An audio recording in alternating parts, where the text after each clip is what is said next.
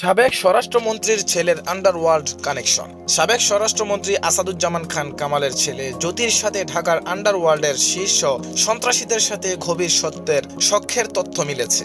এসব সন্ত্রাসীর কাছ থেকে সময়ে অসময়ে জ্যোতি নানা সহযোগিতা নিত, আর বিনিময়ে বাবার ক্ষমতার দাপটে তাদের প্রশ্রয় দিত। ওইসব সন্ত্রাসী অবৈধ কর্মের মাধ্যমে যে অর্থ হাতিয়ে নিত তারও একটি ভাগ পেত জ্যোতি। বিদেশে অবস্থানরত সন্ত্রাসীদের সাথে এই জ্যোতির ব্যবসায়িক আন্ত থাকার কথাও জানা গিয়েছে।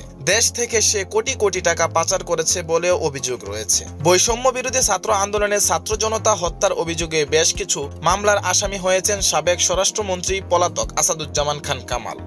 তারই ছেলে জ্যোতি বাবা স্বরাষ্ট্রমন্ত্রী হওয়ার সুবাদে এক সময় প্রশাসনে তার ব্যাপক দাপট ছিল। কথিত রয়েছে পুলিশ প্রশাসনের কাছে জ্যোতিই ছিল অঘোষিত স্বরাষ্ট্রমন্ত্রী। পুলিশের পদায়ন ও রদবদলের নায়ক সাফি মুদাচ্ছির খান জ্যোতি সম্প্রতি 1 মাস যুক্তরাষ্ট্র সফর শেষে গত 30 জুলাই দেশে ফিরে আসে। তারপর তার বাহিনী নিয়ে নজর দেন ছাত্র জনতার আন্দোলন দমনের কাজে।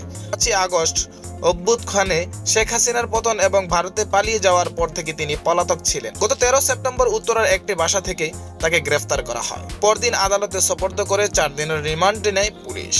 জ্যোতির বিরুদ্ধে অভিযোগ রয়েছে যুক্তরাষ্ট্র যাওয়ার আগে তিনি বিদেশে শত কোটি টাকা পাচার করেছেন। সংশ্লিষ্ট সূত্র জানা যায় এই জ্যোতির আন্ডারওয়ার্ল্ডের সন্ত্রাসীদের সাথে গভীর সম্পর্ক রয়েছে। যুক্তরাষ্ট্রে মিল্কি হত্যা মামলার পলাতক আসামি চাঞ্চল্যের সাথে বৈঠক করেন এবং তার ব্যবসায় অংশীদার হন। এই ব্যবসায় তিনি অর্ধশত কোটি টাকা নিয়ে বিনিয়োগ করেন বলে জানা গিয়েছে।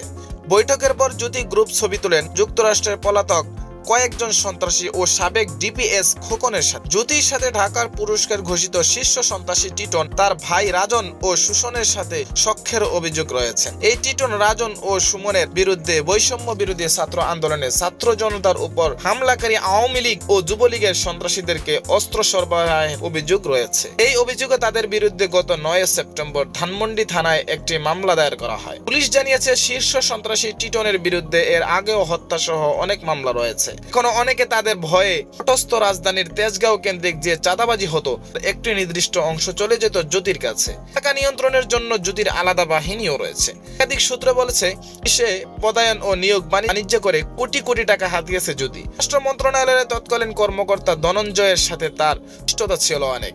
বদলি ও পদায়ন তার নির্দেশেই হতো। অনেক বড় বড় কর্মকর্তা জ্যোতিকে তোয়াজ করে চলতে বাধ্য হতেন।